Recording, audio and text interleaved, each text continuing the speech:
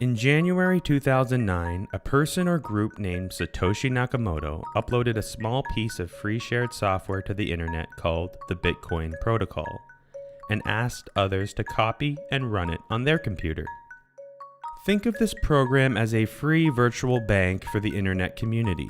Anyone is free to join and use it to send and receive a new kind of virtual coin to and from other account holders.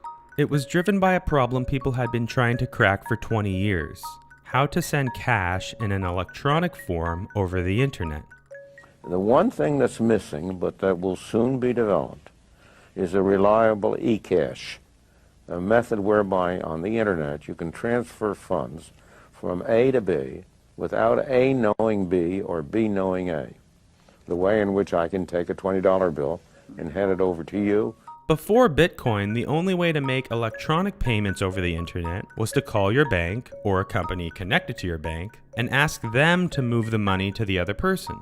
However, over 2 billion people in the world don't even have access to a bank account, so you simply cannot send money to them. No matter what value they have to offer, they are shut out of the internet economy. This is important because access to financial services directly correlates to increases in dignity, liberty, and self-determination. And even those who do have a bank account aren't exactly free to send money to anyone anywhere online. If two governments don't get along, money simply doesn't flow across their borders. Simply put, if you wanted to give $1 right now to someone via the internet, almost half of the world can't receive it from you. A digital cash would connect humanity economically in a way never before possible, in a way that included everyone. In the same way that cell phone technology allowed entire nations to leapfrog the landline and achieve communications that would be unthinkable, Bitcoin can do the same for banking and finance, and it can empower billions of people around the world. Bitcoin, for the first time, makes possible transactions online that are person to person, without the need for an intermediary between them, just like cash. Satoshi offered a physical analogy for Bitcoin to warm people up to the idea. I'm gonna make it melt. Imagine there was a metal as rare as gold, but it had one magical property. It can be transported over a communication line, like sending physical cash as a direct message nearly instantly.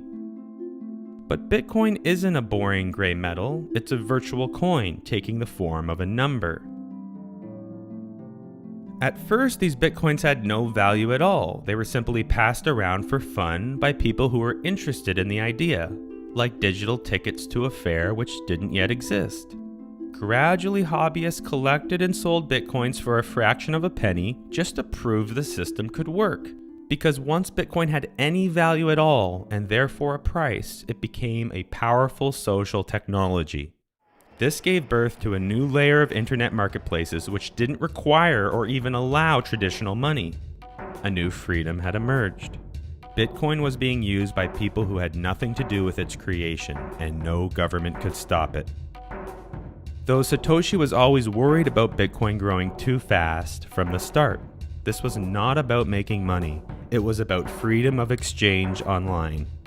This growing public acceptance of Bitcoin and proof that it worked led to a secondary demand for Bitcoin as it became viewed as a safe haven for a portion of their savings, which was outside the hands of any government.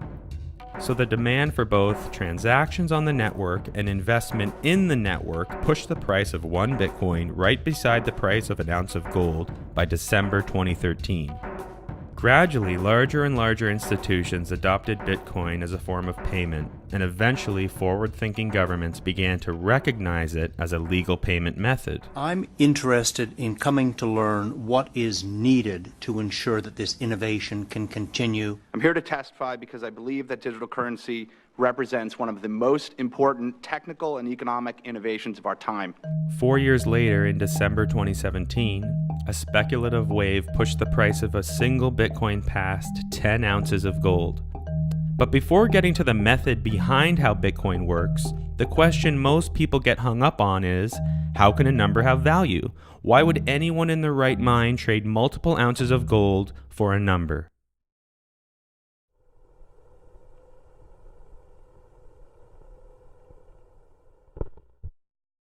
Let's rewind for a moment and think about money. Money is how we move value across distance or through time. Within a small trusted group, such as a family, you don't really need physical money. People give each other things of value with the promise to return the favor in the future. So money actually starts as a shared memory.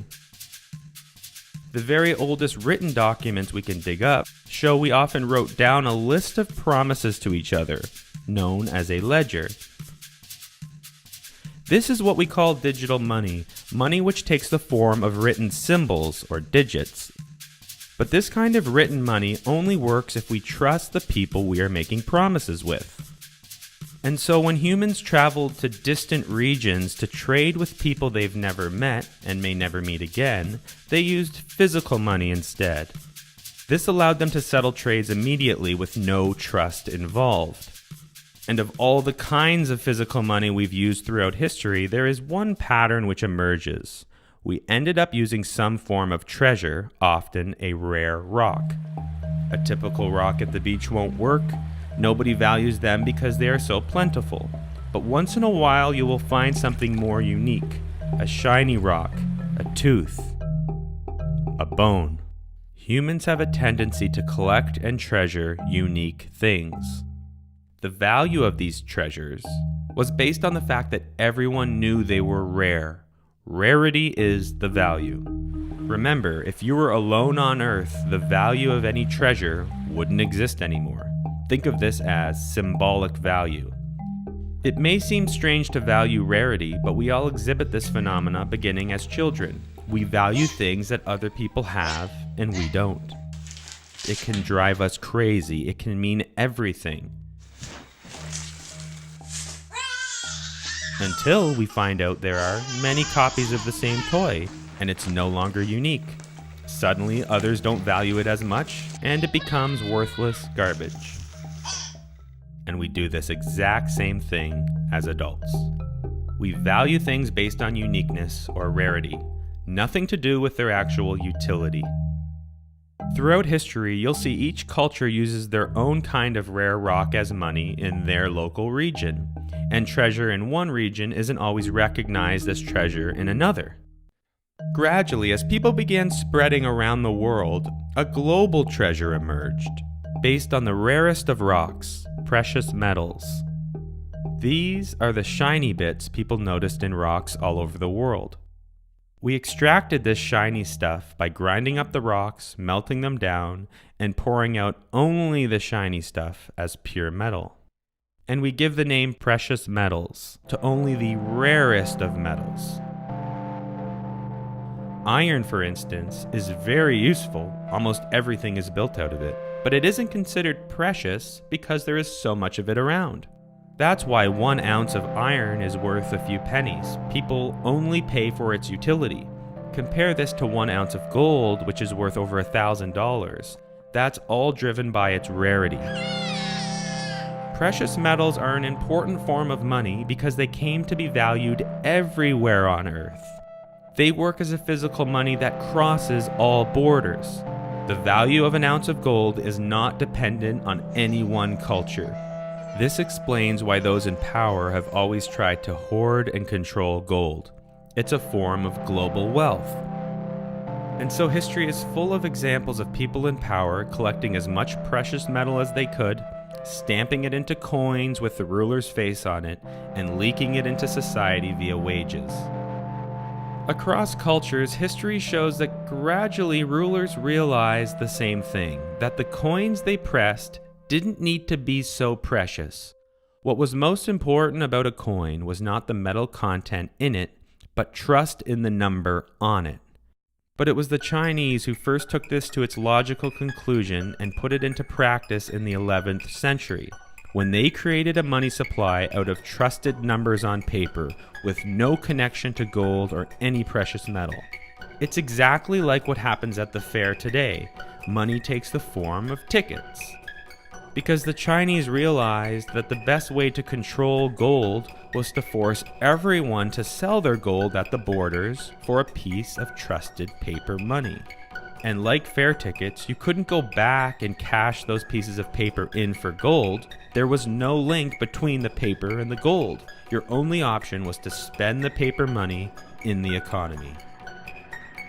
This was a brilliant scheme. It allowed the rulers to hold all the global money, such as gold, while the people carried a local money that circulated within their borders. Eventually, every country copied this idea. This results in the now modern idea of government-manufactured rare paper, known as fiat money. Paper money which isn't connected or backed by gold or any form of physical value. Its printing is decided by the government, who is in charge of controlling the money supply and enforcing its use. As long as people remain confident that our government is strong and secure, they will continue freely to accept and spend its money without questioning the value. That's how we end up with a world full of local fiat currencies, which travel freely within the borders of a given country. Dollars, euros, yen, they are all the same thing. Each country is using its own fare tickets, with no connection to gold or any precious metal. And today we rarely use paper money. Roughly 90% of your money exists only in digital form, so today you mainly use number money like points. These points exist as your bank account balances, which are stored with a bank in a trusted computer file known as a ledger of accounts, or simply a ledger. The government and banks are in charge of creating, securing, and censoring these numbers in the ledger. And that's digital money. It's just a ledger plus someone you trust, such as a bank, to keep it up to date and secure. And this leads us back to the problem we face online. Because the internet crosses all borders and acts as a new global community, who is going to make the digital tickets for the internet? And who will we trust to be in charge of them?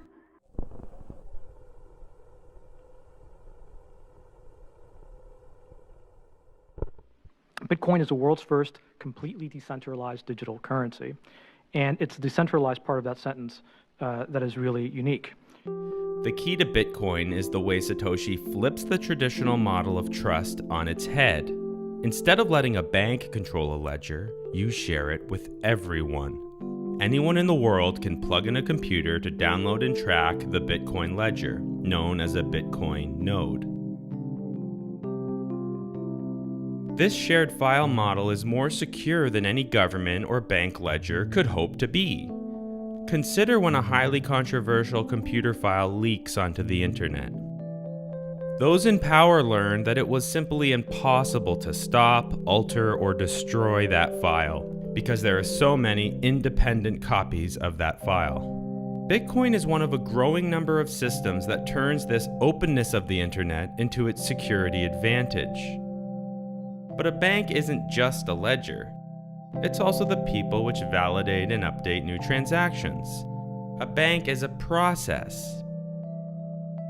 People follow protocol. And so you can think of a bank ledger as a living document. At any moment, it contains the history of all valid transactions, which define the current account balances. Bitcoin automates this banking process with a piece of shared software that all Bitcoin nodes run called the Bitcoin protocol. It does the job of making sure the history of transactions is secured. And so Bitcoin is a piece of shared software which everyone runs together instead of having one trusted computer do it. There is no center to the network, no central authority, no concentration of power, and no actor in whom complete trust must be vested. It's exactly how ants and bee colonies function, which are naturally occurring decentralized systems. In this case, a bee is like a Bitcoin node. They all follow the same rules. But collectively, this results in a hive being built. The hive emerges from the bees following rules. Bitcoin is like a computerized colony, where instead of building a hive, they are building a file which tracks the growing history of valid transaction. This file grows in small chunks of new transactions approximately every 10 minutes on average, known as the blockchain. To best understand Bitcoin, you need to follow how transactions get entered into this blockchain. With Bitcoin, all transactions are public, So instead of sending a private message to your bank to move a number from one place to another, your computer shouts it on a public internet channel which all Bitcoin nodes are listening on. Two key things happen once a transaction is announced to the network. First, every transaction should be heard by every Bitcoin node in the network. And secondly, every Bitcoin node must have a chance to vote on whether a transaction was valid or not. To make both things happen, Satoshi did something very clever, known as proof of work. The system slows down the process by which new transactions get verified by including an extra work hurdle between when a transaction is first detected at a Bitcoin node and when it can be validated by the network. As follows. Each node collects approximately 1,000 to 2,000 new, unverified transactions they hear in what's called a block. Next, this block of data is passed through a symbol mixing machine, which scrambles up the data and spits out a short random sequence of symbols associated with that block. It acts like an ID for that block. We call this mixing process a hash function, and we call the random output the hash. Hash functions work in an unpredictable but repeatable way. The same block of transactions result in the exact same hash. But if you change one digit in the transaction block, you get an entirely different hash. And for a computer to perform this hash operation on a block is very easy. It can be done in a fraction of a second. But the reverse operation is very difficult, because hash functions are designed to mix the data in a way that makes them practically impossible to reverse engineer. And this is the source of the extra work, because for every block, the Bitcoin software specifies the form the hash must take, which is a small number the hash must be less than, and is an extremely rare occurrence. And within each block, an extra space is included for a number the Bitcoin nodes must find, which results in the desired hash format. To find the number which results in the desired hash is like finding a needle in a haystack of numbers. The best a Bitcoin node can do is rapidly guess numbers as fast as they can until they find one which leads to the valid hash format for any given block. And this is what Satoshi refers to as mining. It's a guessing game. The first computer in the network to find a lucky number for a block is said to have mined that block of new transactions. And immediately after mining a block, that lucky node sends it out to their neighbors for confirmation, essentially saying, "Hey everybody, I won this race. Please check that this block contains all valid transactions." And this brings us to the second key rule all Bitcoin nodes must follow. As soon as a Bitcoin node in the network creates or hears about a newly mined block from a neighboring node, it stops and verifies whether the block is valid or not. If the Bitcoin node finds any problem in the block, it simply ignores it and considers it invalid. If instead the entire block appears valid, then the node downloads it to its memory of valid transactions. But instead of simply downloading the block, it actually attaches to the block by calculating the hash of that block and including it within the next block of new transactions they are working to mine. This is how a chain is created between blocks, which we call a blockchain. It creates an information dependency between all blocks. If you change one symbol in any block within a blockchain, that change will propagate forward to the very front. So it locks the history of all transactions in place. And all Bitcoin nodes do this same thing. They either ignore a block if it isn't valid, or they attach to it if it is. Only after every node in the Bitcoin network has attached a block to the end of its blockchain do we consider it as a valid block. This idea of voting on a block by attaching to it is subtle but very powerful. Because as soon as a node begins mining the next block in a sequence, it changes the growth rate of the chain it's connected to. And so as more Bitcoin nodes work on guessing a given block, it's more likely that it will be found sooner. And so the chain will grow faster as more nodes work on it. And this leads to the key insight behind Bitcoin. the true blockchain is the longest blockchain, because the honest chain will grow the fastest. And this allows many disconnected people to agree on one truth. Because let's say the majority of nodes believe block A was the most recent valid block, while only a small minority of cheating nodes believe in block B. And to determine which is actually the chain to trust, the nodes simply monitor which chain is growing faster. And because the majority has more collective guessing power, the chain through block A will grow faster than the chain through block B. It's exactly similar to why 10 people rolling dice will hit on snake eyes faster than one person over time. One person might get lucky and hit snake eyes once in a while, but over time the majority will always hit snake eyes more often. And this works because no one computer or entity is more powerful than the majority of computers on the Bitcoin network. For comparison, if Google dedicated all its machines to mining Bitcoin, it would make up less than 1% of the total network power. But this is all based on one important assumption, that the majority of Bitcoin nodes will be honest in the first place. Aside from doing it out of goodwill, Satoshi knew there must be a fair economic incentive to motivate as many people as possible to participate in this network. To do this, the Bitcoin protocol also rewards the first node to mine a block with a small payout of the initial Bitcoin supply. Right now, this payout is 12.5 Bitcoins, and it's gradually decreasing towards zero, such that by approximately 2140, all Bitcoins in existence will have been released or mined, leading to a precise supply of 21 million Bitcoins which will ever exist. So the system pays itself with the initial supply to grow and secure itself. So Bitcoins come into existence through the Bitcoin miners, and then they are spread around to the general public via open markets or directly from person to person. And that's how Bitcoin works. They are numbers that flow through a ledger that everyone tracks together. And to this day, nobody has been able to compromise or attack this system, even with hundreds of billions of dollars on the line. As regulatory and law enforcement agencies seek to apply existing laws to Bitcoin, they will face the challenge that Bitcoin is not a company with an easily identifiable executive, but instead it's an open source project and a community. The first wave of the internet in the 80s and early 90s resulted in a network which connected humans globally in a way never before possible. Soon after, the second wave of the internet gave birth to massive networks with billions of connected people that were owned and controlled by a single trusted corporate entity via proprietary software.